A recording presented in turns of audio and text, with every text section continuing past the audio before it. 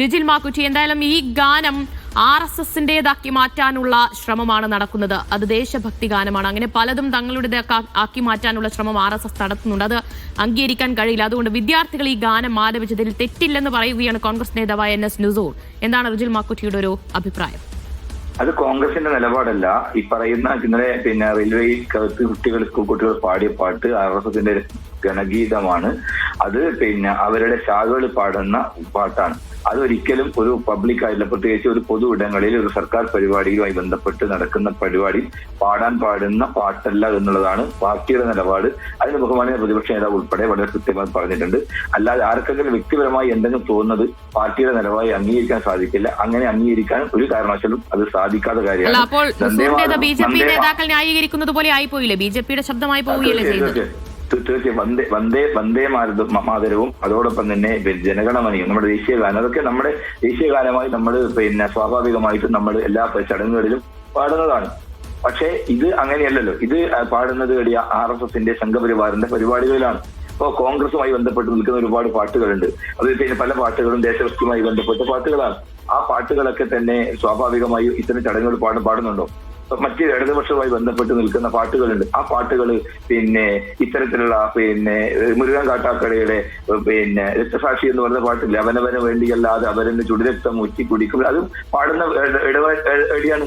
Party സമ്മേളനങ്ങളിലാണ്, അല്ലെങ്കിൽ പാർട്ടിയുടെ പരിപാടികളിലാണ്. അല്ല നുസൂർ, അതിൽ പറയാനൊരു കാരണമുണ്ട്. സ്കൂളുകളിൽ സ്കൗട്ട് ആൻഡ് ഗൈഡ്സിൽ ചേർന്നപ്പോഴൊക്കെ പഠിച്ച ഗാനമാണ്. അത് RSSന്റേതാണ് എന്ന് പറഞ്ഞാൽ തനിക്ക് സമ്മതിച്ചു നൽകാൻ കഴിയില്ല. RSSന്റെ ഗണഗീതങ്ങൾ അങ്ങനെ പലതുമുണ്ട്. അവർ പല ഗാനങ്ങളും അവരുടേതാക്കി മാറ്റാനും ശ്രമിക്കുന്നുണ്ട്. അങ്ങനെ അവരുടേതാക്കി മാറ്റിയ ഗാനമാണ് ഇത്. ദേശഭക്തി ഗാനമെന്ന് സ്ഥാപിക്കുകയാണ് നുസൂർ ചെയ്യുന്നത്. അതൊരിക്കലും അങ്ങനെ ചെയ്ത് ശരിയല്ല. അയാൾ ചെയ്ത് ഒരിക്കലും അംഗീകരിക്കാൻ പറ്റുന്നില്ല. അങ്ങനെ RSSന്റെ ഇത്തരം കാര്യങ്ങൾക്ക് പിന്തുണ കൊടുത്ത് സ്വയം അതിനകത്ത് എന്തെങ്കിലും കണ്ടെത്തുന്നുണ്ടെങ്കിൽ അത് ഒരു കാരണവശാലും അംഗീകരിക്കാൻ പറ്റുന്നില്ല എന്ന് തന്നെയാണ്. അതിനെതിരായിട്ടുള്ള ശക്തമായ രൂപത്തിലുള്ള നിലപാട് പാർട്ടിയുടെ ഭാഗത്തുണ്ടാവുമെന്ന് എനിക്ക് പറയാനുള്ളത്. ശരി. എന്തായാലും നുസൂർ കൂടി ടെലിഫോൺ ലൈനിൽ തുടരുന്നുണ്ട് അദ്ദേഹം. ശ്രീ നുസൂർ, റിജിൽ മാക്കുറ്റിയുടെ പ്രതികരണമാണ് കേട്ടത്. അവർ ഇതിനെ ശക്തമായി തന്നെ ഇപ്പോഴും എതിർക്കുന്നു. ഇതിൽ ഒരു നടപടി ഉണ്ടാകും എന്ന സൂചന കൂടി അദ്ദേഹത്തിന്റെ വാക്കുകളുണ്ട്. റിജിൽ മാക്കുറ്റി KPCCയുടെ ഔദ്യോഗിക വക്താവാണ്. അദ്ദേഹം പാർട്ടി നിലപാട് വിശദീകരിച്ചു പറഞ്ഞു. ഞാൻ അതിനകത്ത് മറ്റൊരു തലത്തിൽ ഞാൻ എടുത്തു പറഞ്ഞ കാര്യം ഇതെന്റെ വ്യക്തിപരമായിട്ടുള്ള അഭിപ്രായമാണ്.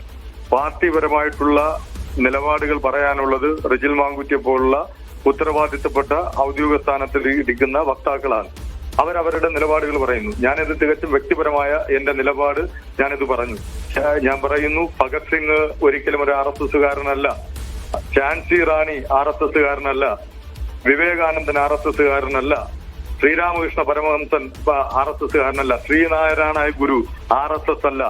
അവരെല്ലാം പരാമർശിച്ചുകൊണ്ട് ഭാരതത്തിന്റെ സംസ്കാരത്തെ പറയുന്ന ഒരു ഗാനം, അത് ദേശഭക്തി ഗാനമാണ് എന്ന് ഇന്നലകളിൽ ഞങ്ങളെ പഠിപ്പിച്ചവർ, ആ പഠിപ്പിച്ചവരെ ഞങ്ങൾക്ക് വിശ്വാസമുള്ളിടത്തോളം കാലം ഇതിന് ദേശഭക്തി ഗാനമായി തന്നെ ഞാൻ കാണുന്നു. ഇതിനകത്ത് RSSനെ പരാമർശിക്കുന്ന, RSSന് ഗുണകരമാകുന്ന ഏതെങ്കിലും ഒരു ഭാഗമുണ്ട് എങ്കിൽ, ഇന്നൊരു മാധ്യമത്തിലെ ചർച്ച ഞാൻ ശ്രദ്ധിക്കുകയുണ്ടായി.